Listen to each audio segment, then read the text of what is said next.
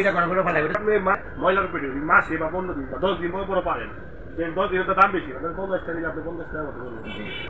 এটা খালি চেঞ্জ করে, এটা খালি ভিতরে এটা চেঞ্জ করে আমি দেখাই দিবেন, ঠিক আছে?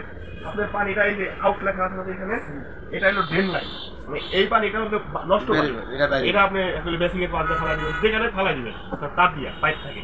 আমি এটা কি পাইপ সব সময় করব পানি পানি সব সময় মেশিনে চলবো, ততটুকু করব, তারপরে করব, মানে এটা ড্রেন লাইন, এটা লাগবে সব সময় পানি পাবো এটা। এই ইন যেটা, এটা হলো যে ফিল্টারে যে ট্যাপের থেকে আমরা যে পানিটা নেই না, ওই পাইপটাই না জাস্ট আমরা এখানে ঢুকাই দিব।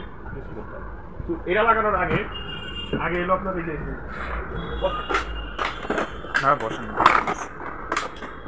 এটা তো যে কলের সাথে লাগানো থাকে, এখান থেকে ধরেন এই যে পাইপ দিয়া যাইব ওই যে এটা ইন মাথায় সবসময় ইনে যায়, এখানে ইন মাথায় পানি যাইব, তারপরে এখান থেকে যাবে হচ্ছে এখানে ইন মাথায়, তাহলে আপনাকে আসছে করতে হবে।